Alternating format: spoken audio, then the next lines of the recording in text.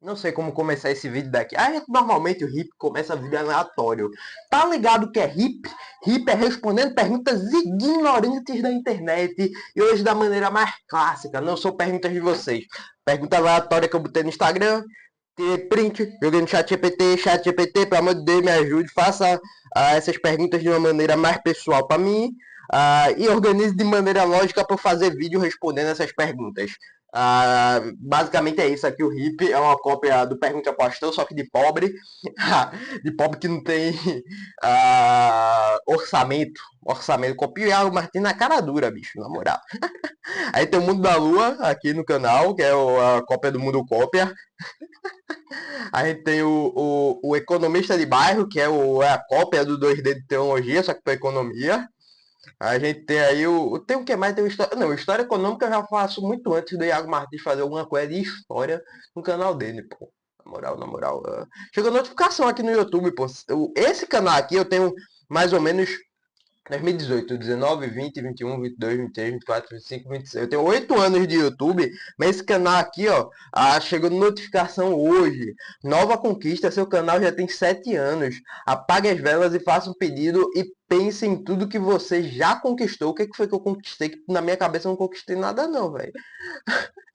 Nos últimos 28 dias eu também não conquistei nada. Eu conquistei menos um inscrito.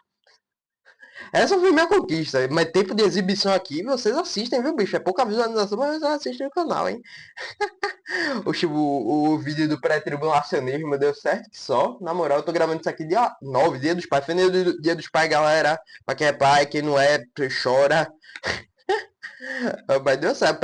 Pegou, viu pra cacete. Aí a gente tem o vídeo lá do meu artigo, que só eu que assisti. Normalmente isso eu faço mais porque eu gosto. O vídeo do preço da radiação lá de Chernobyl deu certo, também 5 views, tá na média. Pré-tribulacionismo 18. Do Homem-Aranha que eu achei que ia dar mais, eu achei que ia ser o maior da semana. Deu só 4, eu fiquei tipo, oxe. O outro que eu achei que ia dar menos view, deu 3. Eu achei que não ia compartilhar tanto, porque o YouTube botou limitação no vídeo, obviamente, que foi o do Sabotagem, do Anjo de Asas Negras, o Mundo da Lua junto com o React. E foi, aí tem a exposição de sábado, que foi a última exposição de Romanos. Até agora não teve view, porque eu não assisti. Quando eu assistir, aí começa. Vou assistir já já, vou assistir já já. Mas enfim, porque eu já me distraí aqui, vamos responder pergunta. Pergunta da internet. Que o chat GPT me ajudou a organizar de maneira lógica. E não mudei de celular, tô só com capinha diferente. Olha aí, saca? Pega. Dei meu rim pra comprar essa bexiga aqui, mas vale a pena, recomendo. Melhor que Android. Não volto mais para Android, na moral, só se eu ficar pobre. Provavelmente vai acontecer isso. Vamos lá, primeira pergunta. Você é calvinista, mas por que não concorda com tudo que João Calvino ensinou?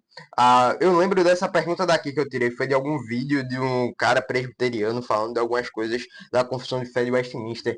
Cara, por que vocês calvinistas não concordam com tudo que João Calvino falou? Porque basicamente o calvinismo, como a gente conhece hoje, a tulipe, os 5 pontos, se deu muito depois de João Calvino. E segundamente, Calvino não acreditava nos bagulho, que é meio doido. Eu falo porque eu conheço Calvino, porque eu estudei essa bexiga de Calvino. Eu nem a carta, o comentário bíblico de Romano de Calvino inteiro, quase inteiro. Só faltou os capítulos finais dele. Mas quase inteiro. Eu tenho as institutas da religião cristã aqui, bicho. Pra não dizer que eu tô mentindo. Eu tenho na versão antiga, ruim pra caramba, com tradução errada. Aqui, eu tenho as institutas da religião cristã aqui. Eu tomo um. Ganhei de presente e tudo mais, eu conheço Calvino. Eu conheço, mas tem umas coisas loucuras que ele fala.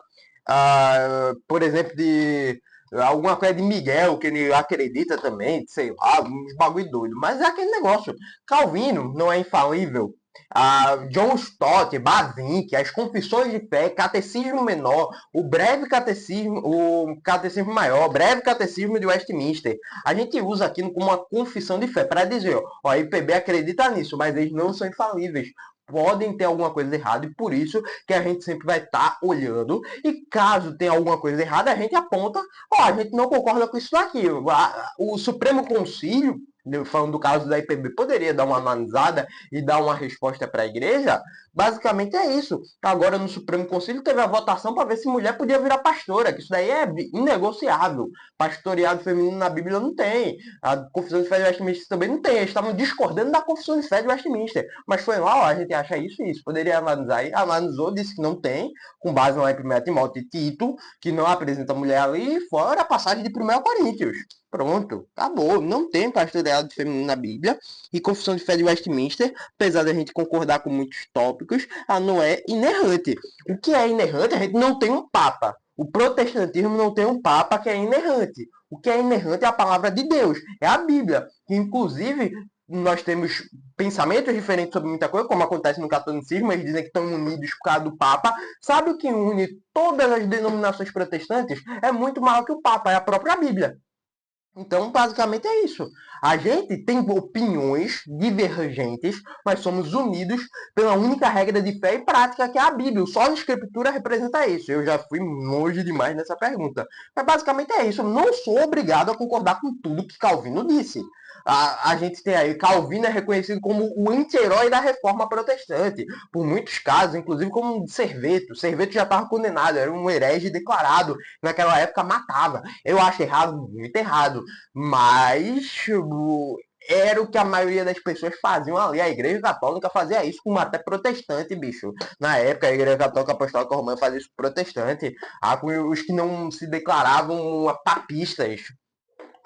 Obviamente, quando os protestantes assumiram o poder, isso acontecia também. Aconteceu na Inglaterra, muito disso. Muito antes da Lady Mary assumir o reinado, que ficou conhecida como Blood Mary. A Blood Mary, que vocês conhecem aí, do espelho, começou lá por causa dessa rainha da Inglaterra lá, que não era nem para ser rainha. Era para ficar com a sobrinha do outro rei. Aí foi destituído e tudo mais, porque a população quis a Blood Mary lá. Para vocês terem noção. Já comecei a contar história aqui, as paradas de história. Próxima pergunta. Se você é reformado, por que continua frequentando a IPB e não a igreja mais raiz? Eu acho que eu me lembro, eu peguei isso tudo de um mesmo vídeo. Porque é mais raiz que a IPB? Tem igreja mais raiz que a IPB? Pô, eu não sei, tem as igrejas batistas reformadas. Tem que eu acho excelentes igrejas, por sinal, qualquer batista eu acho uma excelente igreja, apesar de divergir no batismo com eles. Antes eu era mais credo batista, hoje sou pedo batista. Mas, bicho, a IPB mantém uma excelente confissão de fé, uma igreja com base bíblica. A gente não existe pastor, dono da igreja. Não tem isso. Tem opiniões divergentes lá, mas que a gente somos unidos por causa da Bíblia. Mantém uma boa pregação, um governo eclesiástico saudável. Não é uma igreja perfeita, obviamente. A gente vê o exemplo do Marcos Tenes, que sofreu dentro da igreja presbiteriana, mas sei lá, velho. Os cara mete dois onde não tem dois. Os caras metem letra na matemática, pô. Próxima pergunta. Você acredita que alguém pode ser salvo sem nunca ter ouvido falar de Jesus? Não. Romanos 10 já. Aí tem uma exposição inteira de Romanos 10 aqui. Já aluna isso. Só serão salvos aqueles que são eleitos. A expiação eficaz entra aqui. Justamente nisso. Os eleitos de Deus serão salvos. E para isso, para que os eleitos despertem, Deus usa aqueles que já estão convertidos para falar dele. E as pessoas que, como que eu posso dizer, pregam o evangelho, as pessoas que escutam o evangelho, aí conhecem a boa obra de Cristo. E o coração é transformado pelo ouvir. A fé vem pelo ouvir da palavra de Deus. Então, basicamente, é isso que acontece. Não, quem não... uma comunidade que nunca ouviu falar de Jesus ali, não teve um pregador. Isso é falha da igreja, obviamente, porque a igreja precisa alcançar essas comunidades isoladas de alguma forma, qualquer igreja, para pregar sobre o nome de Cristo ali. Mas se porventura acontecer, que eu acho muito difícil disso acontecer, infelizmente ou felizmente, porque a justiça, não serão salvos, serão condenados. Essa é a lógica. Próxima pergunta. Por que você não é dispensacionalista nem anarquista 100%? Porque eu acho que ambos os sistemas têm... Como que eu posso dizer? Eu sou mais anarquista hoje. Sou mais anarquista, eu acredito na teologia pactual. Tem muito batista reformado que é aliancista, pô. Só que aí só divergem na pactualidade do batismo. Porém, eu não sou nenhum nem outro, porque tem coisas no aliancismo que eu não concordo. Por exemplo, dízimos, a continuidade do dízimo na nova aliança. Puro aliancismo daquilo da lei, porque há uma pactualidade no dízimo na antiga aliança e essa pactualidade acontece na nova aliança. Minha interpretação que na antiga aliança o dízimo realmente existia, era uma parte de 10 do seu gado, da sua colheita e tudo mais, para o mantimento do templo de Deus na antiga aliança, e aquilo era uma maneira de fidelidade naquela época, só que o pacto, a aliança dentro do Novo Testamento, dentro da nova aliança, envolvendo o dízimo e as ofertas. Não mais algo obrigatório, mas algo dado por coração. Inclusive, somos chamados a estar dando mais do que uma parte de 10, do que 10%. Basicamente é isso. A gente é chamado a ser generoso. 1 Coríntios 9, temos aí com esse exemplo, a igreja de Filipos sendo generosa e dando. Em Atos, eles vendendo tudo que tinham e depositando aos pés dos apóstolos. No Novo Testamento a gente vê mais uma aliança envolvendo ofertas de generosidade. Não tenho nenhum problema com a nomenclatura dízimos e ofertas. Mas tem isso. Os dispensacionalistas tem muita coisa que eu não creio também. A maioria dos dispensacionalistas é pré-tribulacionista. O dispensacionalismo em si fala dos 7 anos lá, que Israel étnico é diferente da igreja, sendo que para mim o Israel era a igreja do Antigo Testamento, já existia Israel físico e Israel espiritual. Israel espiritual sempre foi a igreja. O Israel em si se convergiu na sua plenitude, que é a igreja, e as promessas estão sendo cumpridas na igreja, tá ligado? Então, não concordo nem 100% com nada, minha única opinião é a Bíblia. Mas é óbvio, se alguém chegar com um argumento bíblico, me apresentar, que aquilo dali tem coerência com o que eu penso, aí eu mudo de opinião, show, eu mudo na hora. Bora lá, próxima pergunta. Por que você defende batismo infantil se não existe um versículo dizendo batizem bebês? Tem algum dizendo que existe algum versículo que diz que não batizem bebês? Tem? Não. A gente tem, por exemplo, lá em Atos 2, que fala lá, Pedro fala que a promessa é para vocês e para os vossos filhos. A gente tem o seguinte, aquilo que mudou da antiga para a nova aliança, como é a questão das ofertas, por exemplo, foi falado por alguns dos escritores no Novo Testamento. Aquilo que não foi mudado não precisou falar. Se na antiga aliança, que era uma aliança menor, as crianças ao 8º dia eram circuncidados e o batismo é a plena revelação da circuncisão, é a continuidade da circuncisão na nova aliança, porque crianças estão fora desse pacto. O batismo não salva, de forma alguma. O batismo está mostrando para a comunidade, essa criança vai crescer em um lar cristão, vai ser educada com as bases do cristianismo e faz parte do povo de Deus. Só que aí, desde a antiga aliança, isso acontecia, que a circuncisão era no coração. Ou seja, foi batizado, teve o sinal físico para mostrar que faz parte do povo de Deus. Mesma coisa com nós, que confessamos a fé, fazemos a profissão de fé.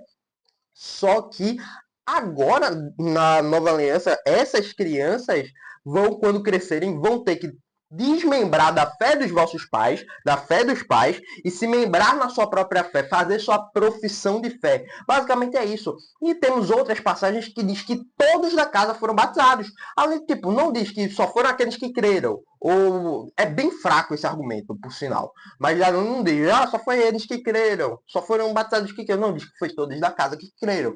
Poderia ter alguma criança ali? Poderia, como não poderia ter também. O argumento serve para os dois lados. Então, é bem fraco isso daqui. Então a gente crê, eu creio nessa continuidade da antiga para a nova aliança. Lembrando que a Bíblia conta uma única história de redenção. É uma única história que se conta. Show? Sexta pergunta. Você já mudou de opinião em alguma doutrina importante? Sim, o batismo infantil. Antes eu era completamente credo batista, achava heresia. Mas aí quando eu comecei a entender, depois eu passei, não creio, mas para mim tudo certo. Mas depois que eu entendi, aí caraca, isso é muito bíblico. Fora que aí o batismo infantil, voltando, tá na igreja com relatos. Relatos desde o século II. Eu tenho um vídeo aqui inteiro falando disso na época que eu era credo batista ainda. Eu vou deixar aí no cardinho para você. Justamente falando sobre isso. que desde o século II tem relatos por que Deus iria deixar a igreja permanecer em ignorância por tanto tempo. Tertuliano criticou o batismo infantil. Muitos pais da igreja criticaram o batismo infantil, mas depois voltaram atrás, para vocês terem noção. Então eu mudei muito de opinião por causa disso. Inclusive meu pastor me deu um argumento primordial, 1 Coríntios 7, que fala que os filhos dos crentes são santos. 1 Coríntios 7, se eu não me engano, 1 Coríntios 7, 14, se eu não me engano, fala isso. Pô, o argumento é sensacional. Fora um livro que tem que o cara faz um argumento de que liga a Santa Ceia. O cara faz uma teologia bíblica. Um negócio que eu fiquei, caraca, eu sou burro. Minha reação foi, eu sou muito burro. Ai, ai. Próxima pergunta. Você acha que existe idolatria em torno de teólogos famosos? Oh, se tem! Ou se tem, o Calvino, o que mais tem? Piper também. Os arminianos que idolatram Armínio. Os metodistas lá, os arminianos que idolatram John Wesley. Tem idolatria em Spur também. Os caras falam tanto para não ter essa idolatria, não, pô. Todo cristão deve ser que nem um bereano, né? Idolatrar por causa do nome dos caras não. Você tá ligado dos bereanos? Os bereanos, quando Paulo pregava, lá usava segundo as escrituras, segundo a Bíblia. É isso que todo cristão tem que fazer. Não é acreditar porque é Augusto Nicodemos que está pregando, não. Não é acreditar porque é Hernandes Dias Lopes, não. É usar a Bíblia. Porque eles são seres humanos, pecadores, que podem errar também. Espero que não erre. Mas Deus abençoe eles. Mas a gente tem que analisar segundo a Bíblia. São seres humanos, né? Puxar o saco, são idólatras, não. Show? Bora lá. Por que você prefere fazer pregação expositiva em vez de mensagem temática? Porque pregação expositiva é bíblica. Pedro, lá em Atos 2, foi o que mais fez pregação expositiva. Pedro fez muita pregação expositiva. Paulo, lá em Atos também, Atos 13, se eu não me engano, foi Atos 14, fez pregação expositiva a rodo também. Oxi, meu irmão, pegar o texto, você analisar o texto, expor o texto, explicar o texto, trazer a análise do que o texto está dizendo, para quem disse, e fazer a aplicação para os dias de hoje é muito melhor. Temático, você pega o texto, literalmente, tem muito pastor presbiteriano que faz isso, inclusive. Você pega o texto, você tem um tema, você liga o tema ao texto, não explica o texto, explica o tema baseando o texto naquilo. Não é paia, velho. Nada contra. Mas eu acho muito mais bíblico a pregação expositiva. Aí os caras dizem que não tem revelação. Ah, não, mas vocês presbiterianos que fazem exposição não tem revelação. Não temos não. A única revelação que a gente precisa se chama a Bíblia. Se chama só a Escritura. Que dali pronto, é o que a gente precisa. As novas revelações aí é heresia. Heresia, que se um anjo descer do céu ele apresentar algo diferente do que foi dito, é heresia. Eu não estou dizendo que pregação temática é heresia, não. Estou dizendo sobre revelações. A gente tem a maior revelação de todas, que é a Bíblia. Show? Ai, bora lá. Você acha que um cristão precisa ser reformado para amadurecer espiritualmente? Não, tem muito cristão, metodista, wesleyano, arminiano, pentecostal, Gutierrez Siqueira, os caras que escritor do livro Boa Noite Espírito Santo. Ele é pentecostal ferrenho, Gutierrez Siqueira. Tem outro também, Carol Bazo e Ângelo Bazo. Bicho, os caras é pura teologia pentecostal. Eu até dou um beijo aqui na minha mão. O Gutierrez Siqueira, por incrível que pareça, tem um livro chamado Boa Noite Espírito Santo. Vou deixar aqui na descrição o livro com o meu link de afiliado, caso você queira comprar. Ele critica o Bom Dia Espírito Santo do Benihim, um pentecostal fazendo isso, que vocês dizem, não, pentecostal é tudo bonito, concorda com tudo, não. Os pentecostal sabem que essas farsas, né? O pentecostal não é pentecostal de verdade, que eles produzem um amadurecimento muito bom no povo pentecostal. E muitas dessas pessoas estão voltando para a teologia pentecostal, velho. Eu fico muito orgulhoso com isso. Muito orgulhoso mesmo. Eu amo esses caras pentecostal, pô, na moral. Próxima pergunta. Você acha que um cristão... Não, já foi essa. Última pergunta agora. Qual foi a maior crítica calvinista que você fez? Qual foi a maior crítica ao calvinismo que você realmente para estudar? Que você realmente parou para estudar? Acho que entendi. Qual foi a maior crítica ao calvinismo que fizeram que você realmente parou para estudar? A Romanos 9, Efésios 1, O João 6 também, que eles dizem que a gente interpreta o texto errado, mas quando você lê além do texto, inclusive no grego, faz todo sentido, a diferença de cosmo, planta e tudo mais. Basicamente foi isso, sobre a ideia da predestinação. Eu, quando era pentecostal, chamava heresia. Aí quando eu fui entender, eu, caraca, eu sou um nada perto de Deus. Basicamente é isso. Mas enfim, galerinha, esse foi o vídeo de hoje. Espero que você tenha gostado dessas perguntas que eu respondi. Deixem perguntas aí nos comentários, vai no meu Instagram e pergunta. E tamo junto, viu? Esse foi o vídeo de hoje. Beijo bem grande a todos. Tamo juntasso, falou, fui e tchau!